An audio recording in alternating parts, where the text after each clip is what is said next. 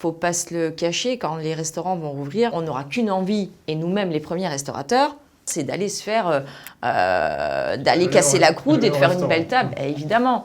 Donc je pense qu'il faudra mettre un petit peu de côté le emporter pour les particuliers et rattraper aussi cette perte de chiffre d'affaires et pourquoi pas se lancer dans de la livraison pour les entreprises.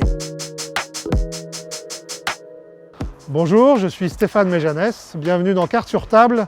Nous sommes aujourd'hui dans le 17e rue Cardinet devant le restaurant Le Fam. Nous allons à la rencontre de sa chef propriétaire Kelly Rangama et de Thibault Lamarque, fondateur et patron de Castali. Bonjour. Salut Stéphane, bienvenue. Salut Kelly, salut Thibault. Bonjour Stéphane. On rentre, il fait froid, allez, allez. On rentre.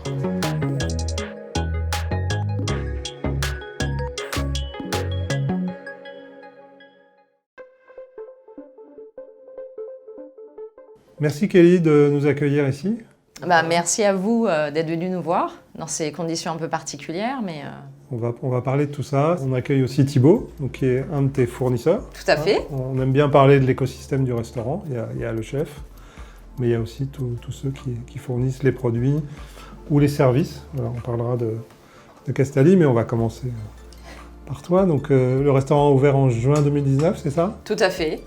Donc, finalement, peu d'activité avec toute cette histoire. Ouais, c'est quoi le bilan aujourd'hui, 1 an et demi après l'ouverture? On a eu cette belle distinction en janvier 2020 avec cette étoile qu'on a obtenue au bout de 7 mois, donc on en est plus que ravis et fiers. Le temps de réaliser ce qui se passe et le temps de redescendre de ce petit nuage et le Covid qui arrive juste derrière, en fait, on n'a pas forcément eu le temps de réaliser, mais on n'a pas eu le temps non plus d'en profiter. Le Covid est arrivé au mois de mars, donc là, coup de massue pour tout le monde. Réouverture derrière et puis refermeture. C'est le cas aussi pour toi Thibault, au mois d'octobre de l'année dernière, quand il y a eu cette histoire du couvre-feu. C'était plus dur ce deuxième confinement? Ça a été, je pense que c'était plus dur que le premier confinement. C'était quoi l'impact immédiat quand les restaurants ferment? 15-20% de la clientèle de Castali, c'est les restaurants. Et heureusement parce qu'aujourd'hui, sinon... on serait pour le coup, je pense, beaucoup plus mal. Mais en tout cas, ce qui s'est passé immédiatement, c'est qu'on a été finalement au soutien de nos clients. Sur le premier confinement, on a remisé en fait les loyers, mais donc ça se répercute directement dans notre chiffre d'affaires et donc ça nous a quand même mis en difficulté. Peut-être, pour ceux qui nous regardent, raconter ton métier. Donc, puisque Castali fête ses 10 ans, si je compte bien, cette année. Bientôt, le 29 avril. Ouais. C'est quoi le métier de Castali? Le métier de Castali, c'est de venir remplacer les bouteilles d'eau plates ou pétillantes que tout le monde connaît. Et finalement, nos clients, les chefs, les hôteliers et les entreprises vont produire leur eau sur place avec des machines Castali. Et voilà, donc l'eau est filtrée, l'eau du réseau? L'eau elle est microfiltrée, donc elle est filtrée très finement et puis servie plate ou pétillante dans des jolies bouteilles qui sont personnalisables au nom de l'établissement. On parle en économie de bouteilles d'eau classique. On a économisé 105 millions de bouteilles depuis le démarrage de l'activité, dont 50 millions sur les 2 dernières années. Alors, on va reparler plus en détail de la situation actuelle, mais peut-être revenir sur ton parcours. Je suis née ici, mais je suis rentrée, j'étais bébé, donc j'avais 6 mois. Donc pour moi, j'ai grandi à La Réunion jusqu'à mes 17 ans. Après mon bac, je suis revenue en métropole m'installer. Et je me suis lancée dans une première année de BTS Communication des entreprises. En fait, j'étais pas faite pour les études, quoi. Alors pourquoi la cuisine? La cuisine, je pense que je le dis très souvent, c'est une transmission un peu inconsciente de mon papa qui était un très bon cuisinier, non pas de métier mais de passion. C'est venu comme un déclic, je me suis dit tiens, la cuisine. Puis je suis rentrée à Paris et puis là, je me suis un petit peu renseignée. Ferrandi a proposé une formation pour adultes avec des parcours de bac généraux, de réorientation professionnelle. Et là, j'ai intégré Ferrandi, et puis une première année de CAP, et puis après l'école supérieure de cuisine française avec des meilleurs ouvriers de France. Et là, c'était le début de la haute gastronomie avec les étoilés, avec tout ce monde, ce monde d'étoilés, ce monde où quand on les regarde ou quand on entend parler d'eux, on a des étoiles plein les yeux. Et puis là, c'était parti. Donc je parle de ça, j'avais 19 ans, aujourd'hui j'en ai 34, donc ça fait une quinzaine d'années. Moi, je venais pas du tout de ce monde-là, hein, donc il faut dire qu'il y a 10 ans, j'avais un parcours donc très engagé, Veolia puis Alter Eco, mais très financier. Ce que j'ai découvert, d'abord, c'est beaucoup de passion, un culte du produit et de sa transformation. J'ai découvert le côté cuisine, le coup de feu, la salle. Et j'avoue que j'ai été complètement conquis. C'est vrai que là, je pense que 2020-2021, c'est quand même un choc. Hein. On n'a pas eu de crise comme ça depuis la Seconde Guerre mondiale.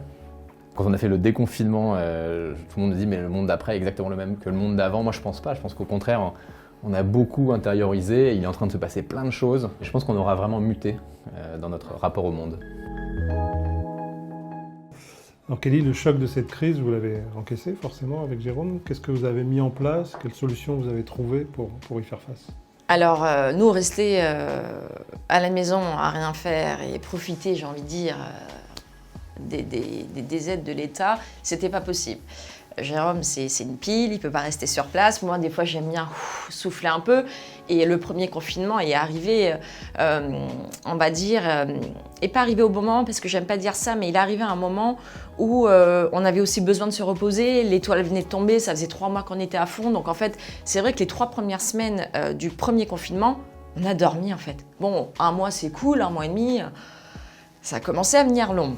On s'est tourné vers la vente emportée, qui a très bien fonctionné, mais on avait un petit système en fait, on était un petit peu à l'ancienne, c'était nos coordonnées téléphoniques, les gens du quartier venaient récupérer, il n'y avait pas de livraison, il n'y avait pas tout ça. Ça c'était au premier confinement. On réouvre, on relance les machines avec Jérôme, on recommande de la vaisselle, on fait des travaux, on y va quoi. Enfin pour nous, c'était tout frais, on venait d'avoir l'étoile. On remet la machine en route. Octobre arrive. Deuxième coup de massue, cette histoire de couvre-feu à 20h. Pour nous, il n'était pas concevable en fait d'ouvrir le restaurant le soir. Donc, qu'est-ce qu'on a fait? On a tout misé sur le midi. Les clients ont joué le jeu, se permettaient de prendre de belles bouteilles, se faire un petit peu plaisir, etc. Donc ça, nous, on l'a ressenti et ça nous a fait plaisir. Et puis, pas d'aide au mois d'octobre. Pas d'aide. On a eu droit au PGE, donc au mois de mars, on a commencé à taper dedans, nous, qu'au mois d'octobre. Et puis, la mauvaise période pour nous, ça a été novembre, décembre, pour pouvoir remonter, pour pouvoir attendre les aides de l'État avec le chômage partiel. Décembre a été un bon mois parce que c'est vrai qu'on a réenclenché tout de suite la vente emportée. Là, on a mis en place avec TikTok la livraison. Donc ça c'est super parce que là on vise la banlieue parisienne, on vise d'autres arrondissements. Donc ça a ouvert un peu plus de commandes aussi. On tourne début février. Tu me disais tout à l'heure, pour la première fois, tu ne vas pas te dégager de salaire. L'entreprise est en danger? Est-ce qu'on peut aller jusque-là? L'entreprise n'est pas en danger. C'est juste qu'on, ça commence à s'éterniser un petit peu.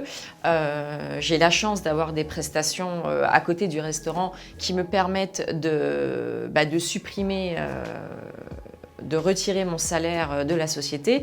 Je préfère qu'on garde ce salaire pour pouvoir payer les charges fixes, payer les dépenses qu'on a pour la vente à emporter, se mettre peut-être un petit peu d'argent de côté, renflouer un peu la trésorerie.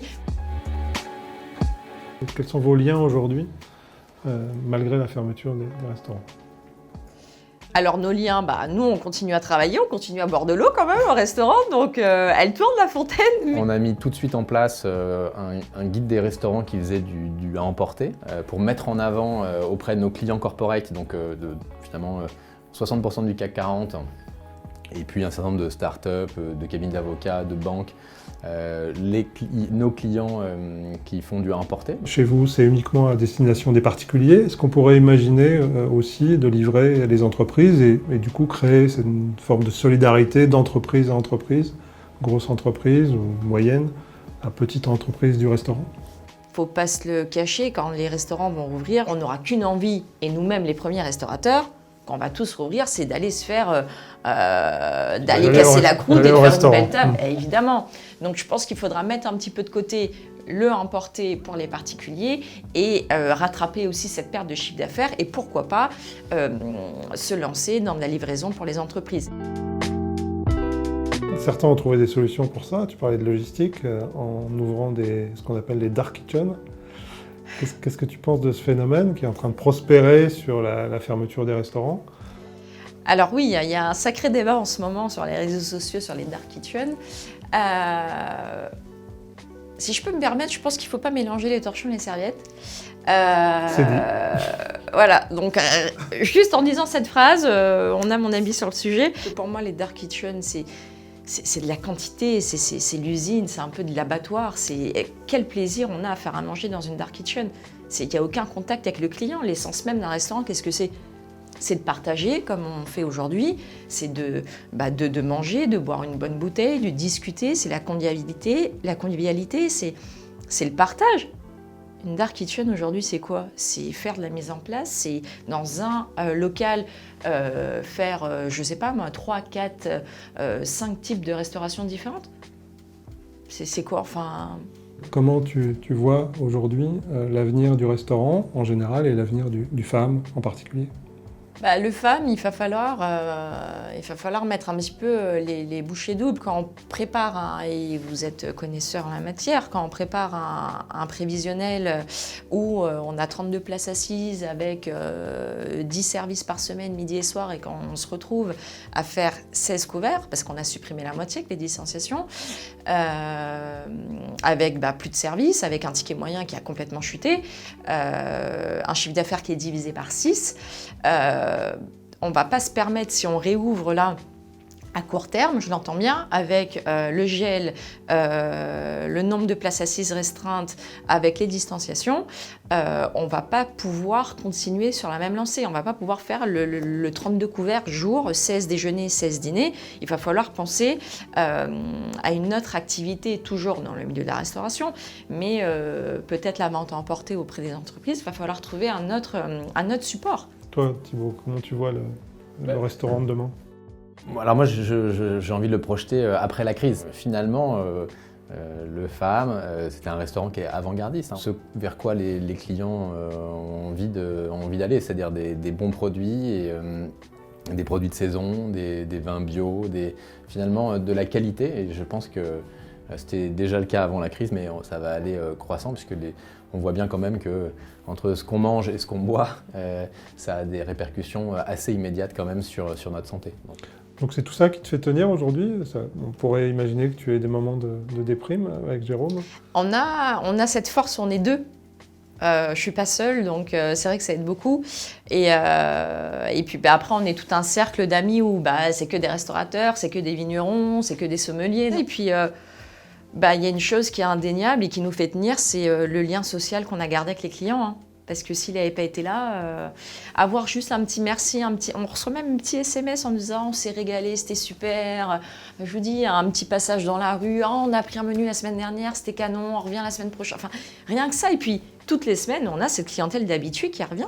Et puis, comme je le dis, on ne sauve pas de vie, on est en bonne santé. Il faut garder ces bonnes vibes, cette positive attitude et se dire qu'on va bientôt sortir de tout ça plus fort.